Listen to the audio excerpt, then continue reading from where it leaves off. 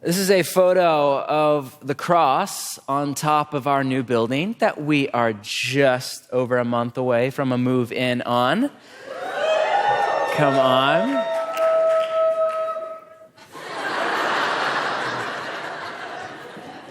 All right. I can go with that. And notice that it has a circle behind it. FYI, if you're not sure on the meaning of that, the cross is symbolic for the cross, and the circle is symbolic for the resurrection, as in the stone that was in front of Joseph of Arimathea's tomb, which is a gift, a pet peeve of mine, not to go on a side rant, but to go on a side rant, is the way that in Western thought, often even theologians emphasize the cross over the resurrection, and that has all sorts of far-reaching implications. So I'm very happy that our new building has impeccable theology. Well done, Mr. or Mrs. Architect. But while the circle is less common, the cross on top of a church motif is ubiquitous, all across not only the Western world, but the world in general. At the center of Christian spirituality is an evocative image of the cross. But over the centuries, the image has become far too sentimental. It's been turned into an architectural feature or a church logo or an item of jewelry. That is not a passive-aggressive dig at any of you wearing a cross right now. Apparently, in particular, if you're a dude, a cross earring is very on trend right now. Well done. It's just a way of saying that in the first century, nobody would have dared turn the cross into a fashion item. One, because it was just grotesque at its level of violence, and two, because it's an honor-shame culture, which we are fast becoming via social media. And in that honor-shame paradigm, it was the ultimate shame-based way to die. In fact, if you were a Roman citizen, it was illegal to kill you that way. It was reserved for the dregs of society, a slave or a traitor or a deep hatred for an enemy. And so you really would not even talk about it. I grew up in a church, and this is not a critique at all, but where at least once a year, the pastor would give a kind of really gory, imaginative Mel Gibson-style monologue on like the violence of the cross. Again, it's not a slam at all, but the gospel writers don't do that. They literally just write one line, and they crucified him. It's almost as if they can't come to actually describe it in detail. Similar to the emotion that we have, and it's a right and fitting emotion in our culture around sexual assault. I would never give an in-depth portrayal of that to elicit emotion from you. It's way too tender. In the same or similar way, the cross, at least in the ancient Mediterranean, was what we would call an emotional trigger for people because of its violence and its shame. And the cross is a symbol for death and death to self. Now, let's just be honest to kick off our night together. Hi, welcome to church. Let's talk about death to self. The idea of death to self is at best alien in our Western culture. I mean, we were raised on a steady diet of, one, Woody Allen's kind of the heart wants what it wants, and the postmodern propaganda of be true to yourself, and the kind of yogi speak your truth mantra that we hear all the time in our city. Then two, most of us were raised on technology, and scientists tell us that in particular digital technology like your phone and the app on your phone, it rewires the human brain to expect instant gratification, it literally rewires your brain to expect to get what you want right when you want it. Click buy it now, and the next morning you wake up and there it is on your doorstep or apartment window or whatever it is, and to rewire your brain to feel more in control of your environment than you actually are. And then we go out into the non-digital world, also known as the real world, and like nothing is fast and easy, and people don't like do exactly what we say right away and when we want it. And soul formation even is slow and laborious, and we have very little control. Then third, add on top of that a little like just Freudian therapeutic worldview. Like if you're at all familiar with Freud and his massive influence on the West and how he taught that all neurosis is the basis of desire that is yet to come true, and it's either blocked from an external source, or what he would call oppression, or an internal source, what we would call repression, and that's like the root issue of all of our problems, which, by the way, we don't think that is true. But a lot of people take that as an assumption in the West, put all of that together into kind of the mishmash that is Western culture, and we end up in a worldview where the ultimate sin is to not follow our heart. I mean, how many films or novels or about somebody who has the, quote, courage to walk out of a marriage, or whatever the example is, to follow the heart? In the kind of culture that most of us grew up in, the idea of death to self sounds at best weird and at worst downright dangerous. I think of the line from the sociologist Robert Ballah from Berkeley, who, if you know anything about him, he was an expert on Freud's influence on Western individualism. He writes, quote, "We have been led to believe that the self is sacrosanct, just as in an earlier time it was thought never fitting to deny God, now it seems never right to deny oneself. We are the new God, or we think we are." So for many of us who follow Jesus, but in a Western we grew up in the Western culture, we're used to the idea of Jesus dying for us, but many of us, in all honesty, still can't fathom the idea of us dying with him. So in a cultural moment of, Uber Eats on your phone, 10 minutes later, dinner, and a therapeutic culture where everything's about self-actualization and all of that, what could this ancient, violent image of the cross possibly have to say for your life and for mine? Well, let's work through the text line by line. We left off last week in verse 20 with the story. If you missed it, feel free to go back and listen to the podcast. It is the fulcrum point in Matthew's gospel. Literally, it is the before. If you read a commentary, it's before part 1 and part 2, right here between verse 20 and verse 21. Now, we left off with this realization that Simon and the 12 come to, that Jesus is more than just a rabbi or even a prophet. He is, quote, the Messiah and the Son of the living God. Now, here's the kicker. Here's the follow-up story.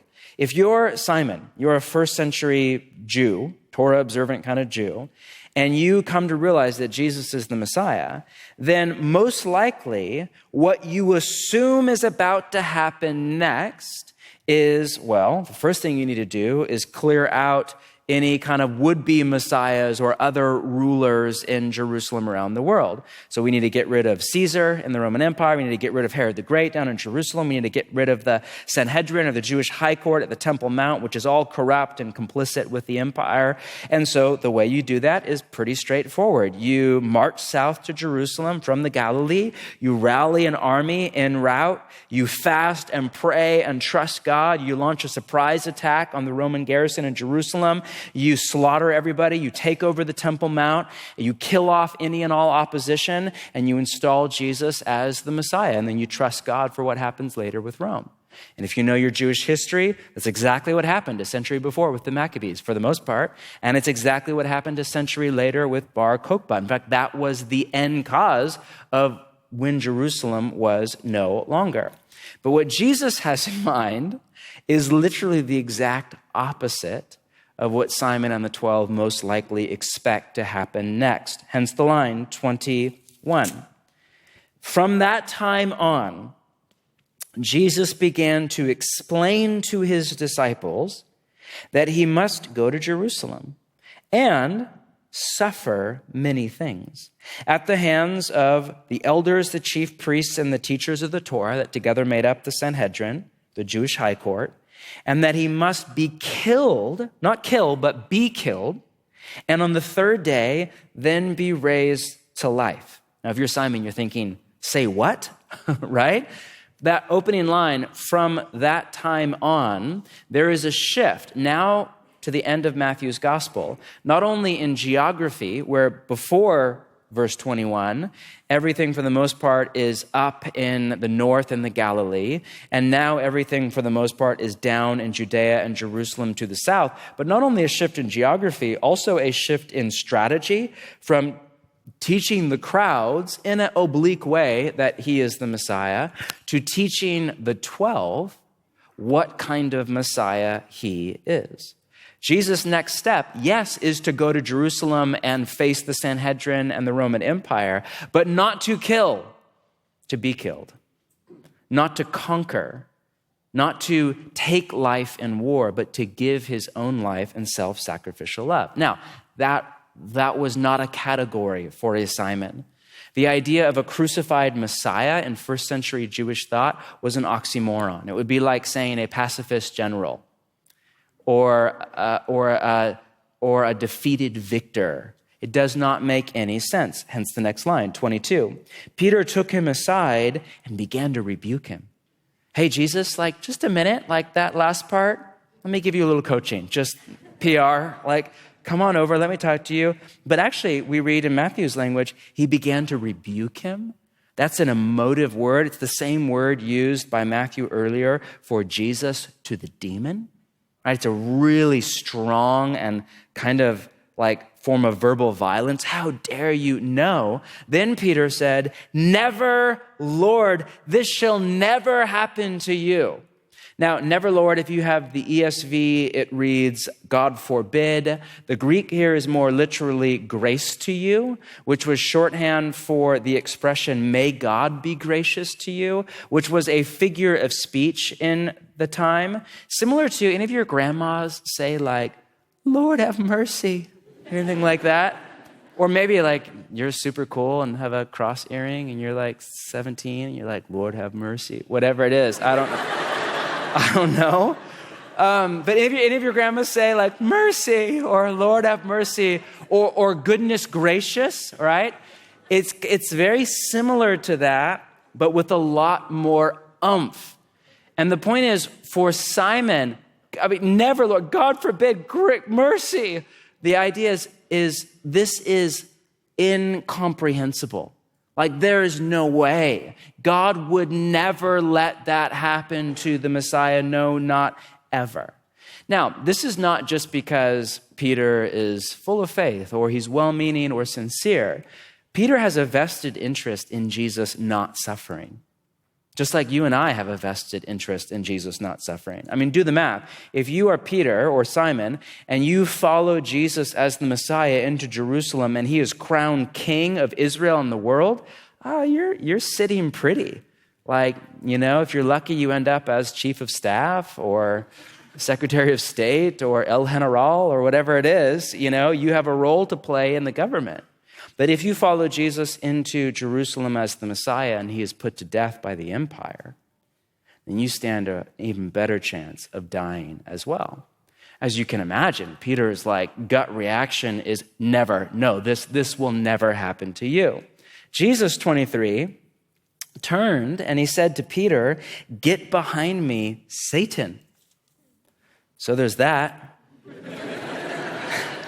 The top of the list of things you don't want to hear Jesus say to you is get behind me, Satan.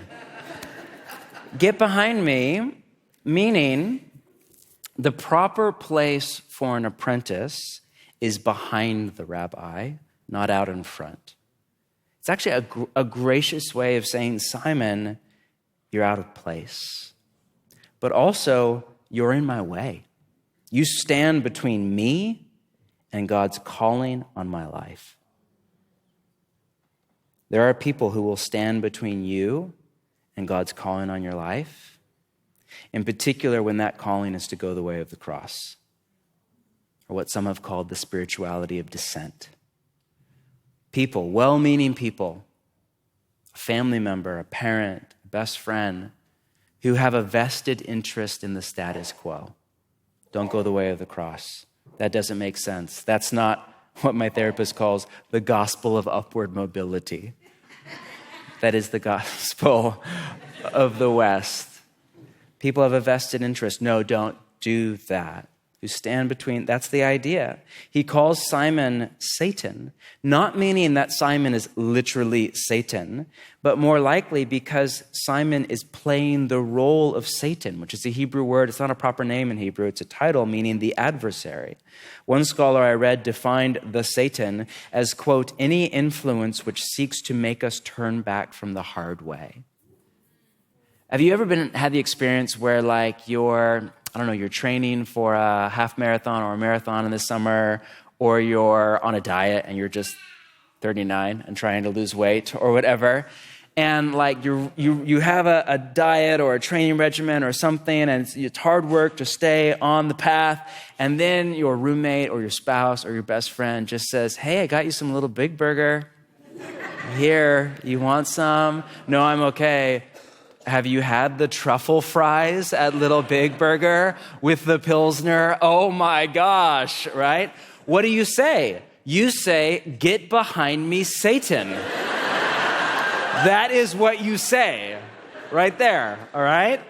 So it's that, I don't mean that to make light of a very serious story, but it's that idea, but by 1,000, where somebody is literally between you and the spirituality of dissent. Hence Jesus' next line, you are a stumbling block to me. Now, two things here. One, this is 1,000 years before the invention of the sidewalk, and it was common to trip over a stone. Remember, you're barefoot or you're in a sandal, and then you would hurt not only your foot, but often your knee or your leg or your body in a pre-modern medicine world. Think of if you're a backpacker, you know when you're a day or two away from civilization, you're really careful where you walk because you don't want to break an ankle or a leg, right, Doug? You've been out in the middle of nowhere. You don't want a stumbling stone when you're outside, out in the middle of nowhere. Two, there is a play on words here that we miss in the English translation. Remember, if you were here last week, we said that Peter, this is a bit confusing, in Greek, it's not a name like it is in English. It is a noun meaning rock. But notice that in both verse 22 and verse 23, Matthew, when he's writing the story, does not call Simon by his name. He calls him by his title, rock. Jesus turned and said to, and a better translation here is, the rock, get behind me, Satan, you are a stumbling block to me. Do you see the wordplay here? The rock became a stumbling block. The foundation of the temple, that is the church, became a trip hazard. There's a very important lesson here for all of us. One of the things I love about Jesus and the writers of the Bible in an age of PR and spin and digital marketing is how honest they are. And there is a realism in Jesus and the writers of Scripture and the Christian tradition about life, about the human condition, about sin, about the future, and a realism that we are wise to listen to that says, you know what, rocks can become stumbling blocks. Simons can become Satans. Nobel Peace Prize winners like John Vanier can become sexual predators. We should not be surprised to discover that leaders inside and outside of the church are human and have father wounds and an ego and a shadow or deal with addiction. I say that not to justify evil in leaders at all or to sow distrust in followers, but to create a frame of reference that is based not only in biblical theology, but in realism, not in the cult of celebrity or the cynicism of critical theory. Far from teaching the infallibility of the Pope, Jesus teaches that even his best followers and his most important leaders in the church can become Satan. That in fact, you can have leaders in the church who declare Jesus is the Messiah, the Son of the living God, who are 100% orthodox in theology. In fact, who are all about Jesus, who preach Jesus night and day. But if and when they, or I, or we, refuse to go the way of the cross, to take on death to self, and to trust Jesus in a spirituality of descent. In that moment, or for that season, they, I, you, we, become more like Satan than like Jesus. More of a stumbling stone than a rock to stand on. Again, that's not to make you all angsty. It's to ground you and I in reality. And it's all because, next line from Jesus, 23, quote, you do not have in mind the concerns of God, but merely human concerns. What a great line, huh? You don't think the way that God thinks. You don't feel the way that God feels. You don't see it the way that God sees it. I love Eugene Peterson's translation, quote, you have no idea how God works. As blunt as that is, how often would Jesus, if we're honest, say that to us? You have no idea how God works. Or like more, just, you don't get it. All right, and I don't think there's like anger or sarcasm here, or I don't think Jesus is frothing at the mouth. I think it's just a sigh, I don't know, a chuckle, I don't know. But you don't get it. You don't see it the way God sees it. Your perspective, your bias, your lens, it's distorted by your own heart, your own family, your background, the New York Times or whatever, wherever you digest your view of the world from. You see the way that a human being sees, not God sees. I mean, you don't see things from God's like 30,000-foot view, which is why Jesus goes on, 24, then he said to his disciples, whoever wants to be my disciple. Now, pause right there. That's really weird language.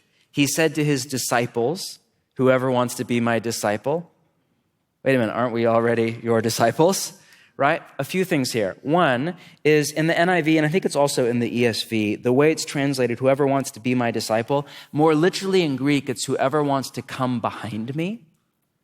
That was a idiom or figure of speech in first century Hebrew to become an apprentice or a disciple of a rabbi. You would come behind. You would literally follow a rabbi around. It was literal before it was metaphor. But then also, again, it's a play on words because he said to Peter, get behind me. And now he's saying to Simon and the 12, whoever wants to be my disciple, meaning whoever wants to get behind me. But this is really odd language. He said to his disciples, whoever wants to become one of my disciples. And the idea is that we, as disciples of Jesus, we have to constantly monitor our heart and take a self-inventory and really pay attention to our position to Jesus. Are we behind him, the proper place for an apprentice of a rabbi, or are we out in front? Are we following Jesus, or are we off on a vain attempt to get Jesus to follow us? We have to constantly, I have to do this every day, every week, to constantly monitor our heart and really our position to all of us are like Simon. All of us slip out of position. All of us get ahead. All of us let Satan into our heart from time to time. And Jesus has a very simple invitation. Notice there's no coercion here. There's no control. It's just all invitation. Whoever wants, if you want to come after me, you want to come behind me, you want to become an apprentice under me into life, 3 requirements. Notice, must, non-negotiable. 1, deny themselves. 2, take up their cross. And 3, follow me. Just a short word on each. First off, deny yourself. What exactly does Jesus mean here? Well, I would argue that he means deny yourself, not deny yourself. You're like, that's not remotely helpful at all. What I mean by that is I don't think he's saying you need to deny your personality or your Myers-Briggs type or your introvert or extrovert preference or even your heart's desire. The New Testament writer Paul later writes about this idea of the self, and we get a lot of clarity from Paul. In fact, he uses the language of the flesh. You remember that language from our series a while back on the flesh, which we defined as our base animalistic drives for self-gratification. In particular with sensuality, for sex and for food, but also to pleasure in general, as well as our inborn kind of instincts for survival, domination, and the need for control. It's what neurobiologists call our animal brain. That's another way to phrase it. This part of us that's bent in the wrong direction, where all we care about is what I want, and I want it right now, not love. Take a look at what Paul writes to the Galatians. Quote, as a famous line, "I have been crucified with Christ. It is no longer I who live, but Christ who lives in me." Now, clearly, Paul is still breathing and writing a letter. So what part of Paul was crucified? Well, he goes on, "Those who belong to Christ Jesus have crucified" what? "The flesh with its passions and desires." And notice in context, the flesh passions and desires. He's not saying that all of your passion, like I'm really passionate for this, that, or the other, or all of your desire, I really want this, that, or the other. That's not what he's saying. He's saying your flesh's, that bent animalistic part of you's passions and desires that are apart from the Spirit of God in you. That is what we are to crucify, what we are to put to death, what we are to let go of. To follow Jesus, requirement number one, we deny ourself or our flesh. Secondly, number two, take up your cross. Now, listen very carefully. This was helpful for me in my study this week. Don't read this as just another way of saying deny yourself. Scholars argue this word picture of take up your cross is literal before it is metaphorical. Meaning, again, it's easy for us to miss on the other side of the world in a post-Christian culture with human rights. The primary meaning of this in Jesus' day was literal. It was be willing to go public with your apprenticeship to me, as a result to go to death and martyrdom at the hands of the Roman Empire. Welcome to church. And if you know church history, that is exactly what happened. All but one of the 12 were killed, and many of them were crucified. Legend has it that Peter was crucified upside down. The secondary meaning is the more metaphorical kind of overtone of death to self.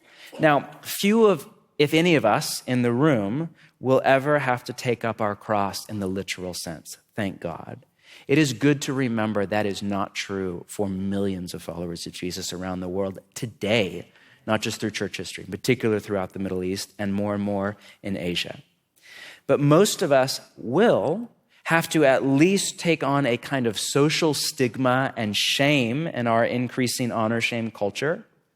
I know many of you who work in business or the corporate world that have had to turn down a job opportunity, at times a lucrative one, or miss out on a promotion. Or I've had a recent high level kind of Christian business people I know say whenever they hear this VP or this senior vice president or this CEO is a Christian, they just assume the person is a raging hypocrite.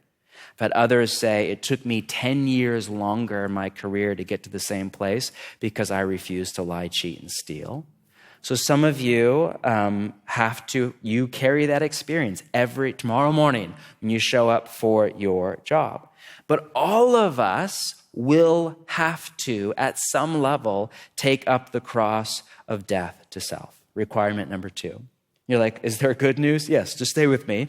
Requirement number 3 is follow me. Another way to say that is apprentice under me. And remember, this was literal before it was metaphorical. You would literally follow a rabbi around. You would become his student, join his school, apprentice under him. The goal was not just to get the right answers on the multiple choice test of biblical theology. It was to be with your rabbi and become like your rabbi. And in time, when you were ready, do what he did. And this, in Jesus' mind, listen very carefully, is what makes death to self and the cross more than worth it. Life with Jesus. Life in the presence of the Trinitarian community of love and joy and peace, of self-giving, generative agape that we call the Father and the Son and the Spirit. Life with God in the kingdom is what makes death to self and the cross not only a possibility, but a genuine, joyful reality. And if you're skeptical of that, you're like, that sounds like a PR pitch. Jesus is a master teacher, and he assumes your skepticism. And he goes on to name it. Next line, 25. For whoever wants to save their life will lose it, but whoever loses their life for me will find it. What good will it be for someone to gain the whole world and yet forfeit there in the NIV it's soul, but it's the same Greek word he just used, life? Or what can anyone give in exchange for their soul or life? Now, the word here that is translated life in verse 25 and soul in verse 26, or some of your Bibles have self, it's the same word. In Greek, the word is psyche. It's where we get the word psyche and the noun psychology. It means more than just your life in the biological sense, but your life in the more kind of metaphysical or the deeper sense. And notice Jesus' syntax here. Whoever wants to save their life will lose it. Whoever loses their life for me will find it. Not should find it. Not could find it. This is not a command. There's not a rule to follow here. This is a statement about reality.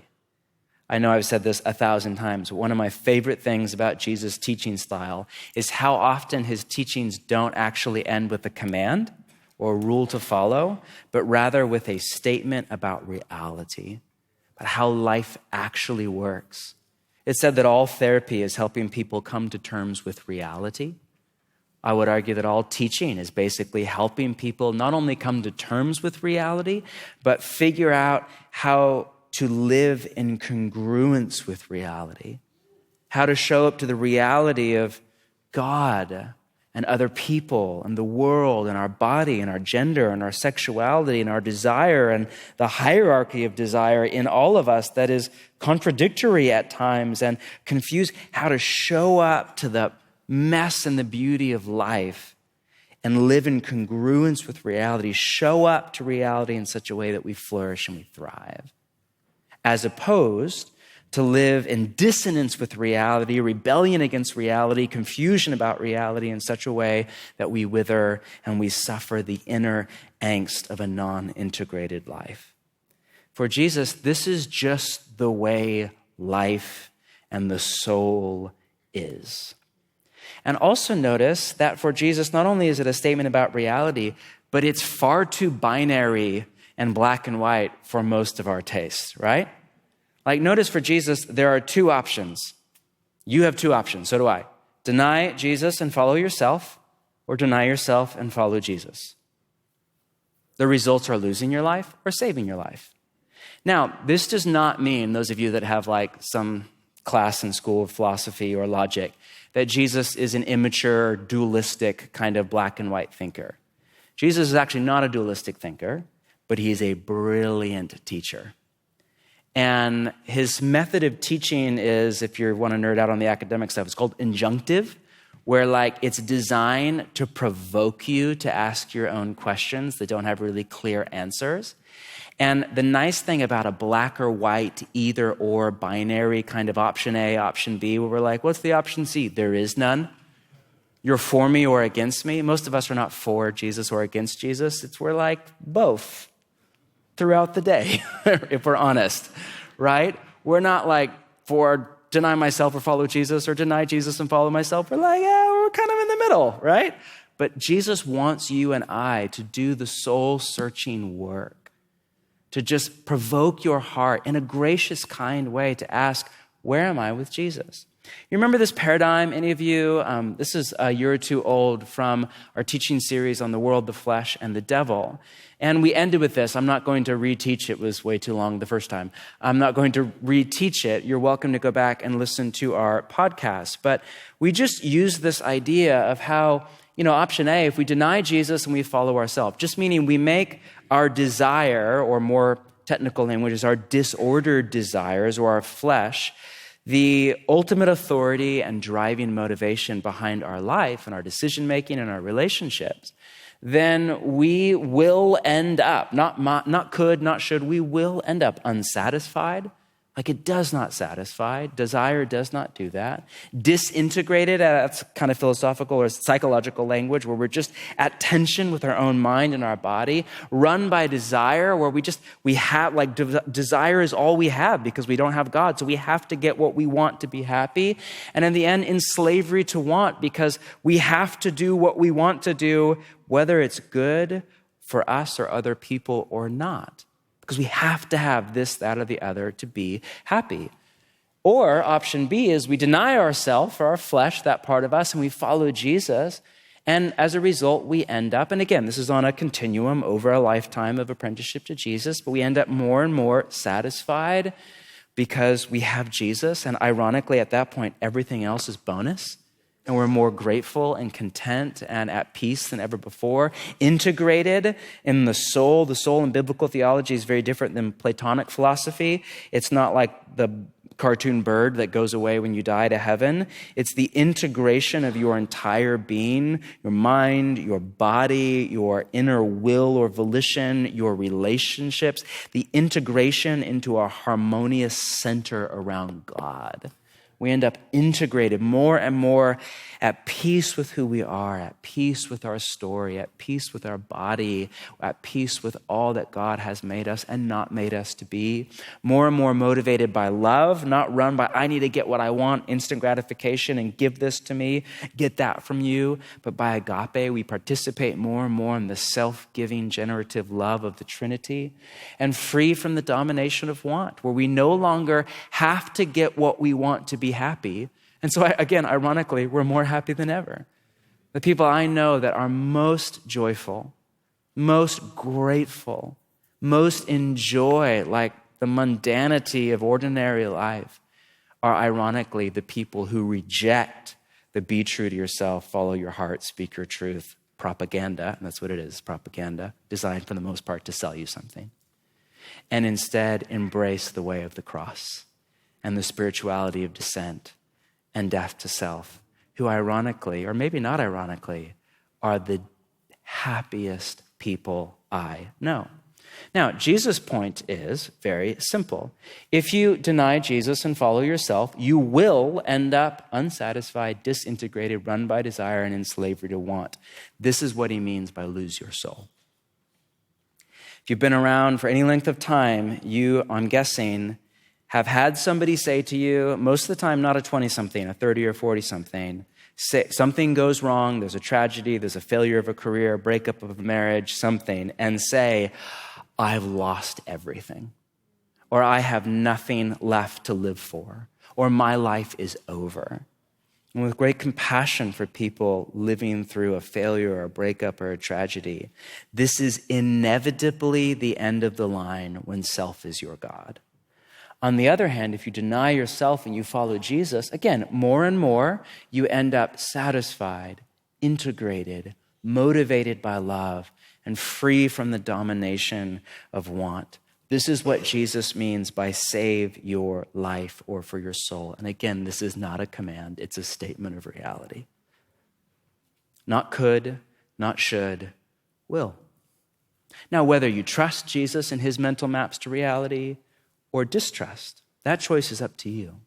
Whether you apprentice under him to live in congruence with reality or not, that is 100% up to you. I honor your freedom, as does Jesus. But remember, this paradigm is literal before it is metaphorical. So lose your life, like the first meaning of that is suffer martyrdom at the hands of the Roman Empire. The second meaning of that is like not date that girl you really like because you're a follower of Jesus and she's not, right? And that's not to downplay that interpretation. It's to up the gravitas of Jesus' language. But that is nonsensical, like lose your life, literally die, heart stop beating in order to live. That doesn't make any sense, which is why Jesus goes on. Here's our last line, 27. For, here's why. The Son of Man, Jesus' name for himself, is going to come in the future. This is all future orientation. In his Father's glory with his angels, and then he will reward each person according to what they have done. Wow, this is fascinating. Reward, or the ESV has he will repay, which is far more ominous sounding. But both are correct. It is a positive or a negative word depending on where you stand in relation to Jesus. Most of us don't like, at least at first glance, the idea that Jesus is watching us. Oh, be careful, little eyes, what you see. Can you remember that? That's like Facebook creepy, right? Most of us don't like the idea that Jesus is watching us and will reward or repay us. But actually, this is a beautiful theology.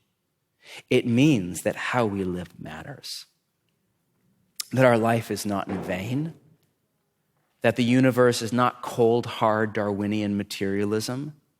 We're not just an animal with time and chance on our side. It's not just death and then fade to black. That's not true. You are thinking as a human being thinks and not as God thinks, end quote. That there is creator, there is creation, there is material, and there is immaterial. We are not just an animal. We are an image bearer of God. We carry design and purpose and meaning and intentionality in our body itself. There is a telos to the universe, to human history, to your soul and your part in human history. There is a teleology, an end goal, a beautiful climax that we are moving toward in Jesus. And you have to factor in the future to make sense of the present in the way of Jesus. The only way to make the math add up on death to self and the cross is to factor in forever with Jesus in the kingdom. Again, in the Darwinian materialist view of the world, you die, fade to black, there's nothing else. In the Jesus view of the world, death is followed by resurrection. For a Darwinian materialist, death to self makes zero sense. Freud makes a bunch of sense. Minimize pain, maximize pleasure. There's your life philosophy. What's for brunch? Don't ask deep questions about life because it's too painful. In a Jesus view of the world, makes perfect sense because this is just the beginning of eternal life with Jesus forever. Now, thank you. Whoa. No, I don't need an applause. Not that. Let's take a step back. Just a few more thoughts before we call it a night. Dietrich Bonhoeffer, writing under the auspices of Nazi Germany and a German church that really had gone the way of compromise and complicity, really had lost the idea of death to self. In his most famous book that he called The Cost of Discipleship, he said this, quote, "When Christ calls a man, he bids him come and die." When, meaning first thing, for Jesus, step one on the spiritual journey is to embrace a lifestyle of death to self. That is how you enter the kingdom of God, through the cross. Put another way, we will not get very far in our progress into the kingdom and our journey into spiritual formation until we make self-denial a regular and joyful part of our life with Jesus. The longer that I follow Jesus, and I'm sure we could go around the room and tell stories and that I'm not alone, the more I realize that, man, everything comes back to the center of death to self with Jesus. Or whatever you want to call it. In the church tradition I came up in, we often called it surrender. Christian psychologists often call it yielding. That's my favorite language for it. The French mystics like Francois Fenelon called it detachment. Ignatius and the 17th century Spanish Jesuits called it by a Spanish word that's often translated indifference, or can also be translated freedom. Whatever you want to call it, surrender, yielding, freedom, indifference, detachment, the cross, death to self, whatever you want to call it, it is central. It's right at the core of Christian spirituality and our life in the kingdom. There is no formula for spiritual formation, but if there was, I imagine it would sound something like live in the presence and yield. Just practice the presence of God. Turn in your mind and your inner heart 1,000 times a day and face the Trinitarian community of love. Receive the self-giving love of the Father and the Son and the Holy Spirit. And in return, give back, just yield, let go, release, die to self, turn, and face God. But this is very hard to do, to let go of anything, especially for those of us who grew up in the West. For years, honestly, I think I really misunderstood the word picture of death to self. I thought of like death to self and the cross as like this really active thing that I do, like kind of like willpower, like white knuckle it, like die to self, don't do what I want to do, don't sin, don't look at the thing, don't whatever, die to self, and like flex your abdomen muscle at the same time, right? And I'm sure there's some truth in that. But man, the more I think about it, the more I realize that death isn't really something you do. It's something that is done to you. It's more passive than it is active. It's more about letting go and letting be what is. Now, I've never died, so this is hypothetical for me. I'm not an expert on the subject. But my guess is it feels less like grasping for control and more like yielding up the illusion of control. This is why in the West, we're really bad at death and we're really bad at grief. Because in the West, we really want to believe that we're in control. What was that study I quoted for you last week? That the average American has 15% control over their life that they think they do. That's why we're also anxious and upset and angry. We think we're in control when in reality, we have a little bit of control. And with that comes agency, responsibility, take good care, budget, save, have a retirement account. Great. For 15% of your life. The other 85% is a whole other reality.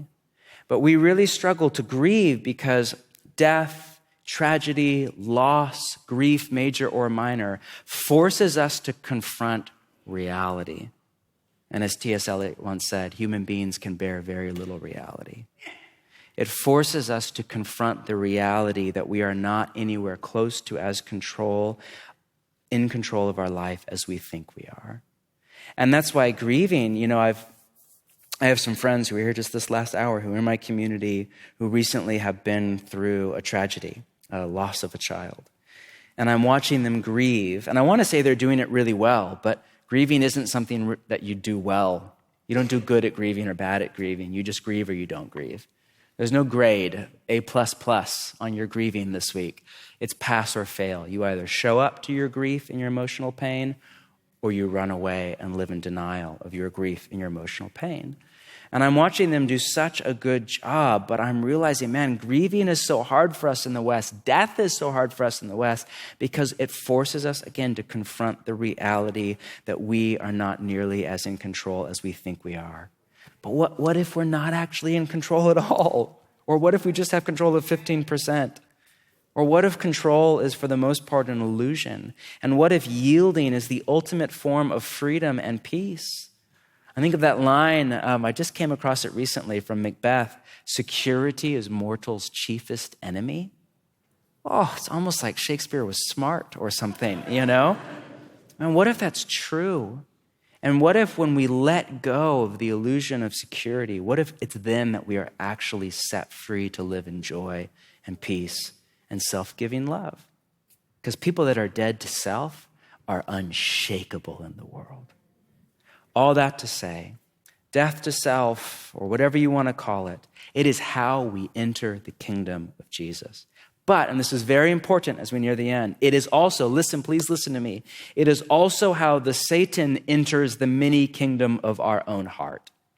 When we accept Jesus' call and we take up our cross and we die to self, we enter into the kingdom. When we refuse to die to ourselves, when we refuse to let go, when we grasp, when we deny Jesus, we let Satan into our mind and our body and the interiority of our being. We think that we're protecting our life to make us happy, when in reality, the very life that we ache for and the joy are slipping through our fingers. Back to Paul's very famous line to end. I have been crucified with Christ. Notice that phrase at the end. Not Christ has been crucified for me. He says that in other places. That's true. But here he writes, I have been crucified with Christ. I think Paul would say that Jesus did not die so that we don't have to, but to show us how to. Put another way, the cross isn't just something that Jesus did for us. It's also something that we do with him. Now, please hear me. That is not to question orthodoxy or substitutionary atonement at all. Don't email me. There is an in our place dimension to Jesus' death that is very different from my death or from yours. But I think that Paul would say the cross is not just a theory of atonement, it is a way of life. I know that Jesus would say that. How? Because he said it and we just read it. And it is a way of life that many of us, myself included, on a regular basis avoid. And in doing so, we become Satan. We become the stumbling block. We let the enemy into our heart. It's easy to mock Simon, but we all do what he did. I read a story the other day or a while back about the Knights Templar in the Crusades. I have no idea of the historical veracity of this story. And the story said that they were baptized before they would go and crusade to the Holy Land. But when they were baptized in full armor, like a knight, but they would hold their sword up over the water and it would not go under. As if to say, God, you can have all of me, but not this part. Not my sword, not my violence, not my direct disobedience to Jesus' teachings in the Sermon on the Mount and the early church tradition. Not my quest for glory, not my definition of masculinity by European Middle Ages mindset. Not that part. Everything else, yes, not that part. That's easy to laugh at. I have no idea if that story is true, but it's true. You know what I mean? It's easy to laugh at that. It's easy to mock that. It's easy to critique that. We all do that. I don't know what you would hold up over the waters of baptism. Likely not a sword. If that's your thing, don't ever invite me to your house, please. That's terrifying. I don't know what you would hold up. A wallet, a budget line item, a relationship, a sexuality, an identity, a political opinion, a doctrine, an ethic, a decision, you fill in the blank. For most of us, there's at least one or two or three or a running list of things that are still above the waters of baptism, and as a result, outside the life of the kingdom. To take up your cross is to let that go, to go under the waters of baptism, and not to drown, but to come back out in a whole new kind of life. I don't know exactly how we do this. I know this. Remember when Pete Gregg was here recently and he had that acronym for prayer? Anybody remember it? P-R-A-Y? Yes. Pause. Anybody remember? It's okay, it's not a test. Rejoice, ask. You remember what the last one was? Yield. Yeah, you all remember that one. Yield. Man, there's a lot in that. Often at the end, or not often, pretty much every day, the end of my morning prayer time, it's hard to put this into words, but I'm guessing most of you have a very similar experience. I just kind of come to quiet, close my Bible. I often put my hands open in my lap, and I close. I don't know what I do, but I just have this inner moment where I just yield. I just turn myself over to God. Not my will, but yours be done. God, let in, I receive the kingdom, and I let go of my kingdom. I don't know what that looks like for you, but that is the way of Jesus.